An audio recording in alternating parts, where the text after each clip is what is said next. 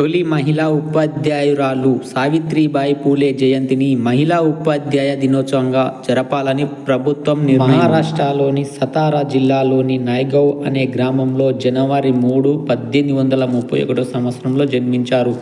భారతదేశపు మొట్టమొదటి మహిళా ఉపాధ్యాయురాలు, సంఘ సంస్కర్త భర్త జ్యోతిరావు పూలేతో కలిసి స్త్రీల అట్టడుగు కులాల విద్యా అభివృద్ధికి, సాధికారతకు తన జీవితాన్ని అంకితం చేశారు. కుల, లింగ వివక్షకు వ్యతిరేకంగా పోరాడారు. విద్యా వ్యాప్తికి ఎంతో కృషి చేశారు. 1848 సంవత్సరంలో పూణేలో మొట్టమొదటి బాలికల పాఠశాలను స్థాపించి భారతదేశంలో విద్యమానికి నాంది పలికారు. సావిత్రిబాయి పూలే విగ్రహాలు స్త్రీ సాధికారత, విద్య, సామాజిక న్యాయం కోసం పోరాడాలనే స్ఫూర్తిని 1897 మార్చి 10న పూణేలో మరణించింది.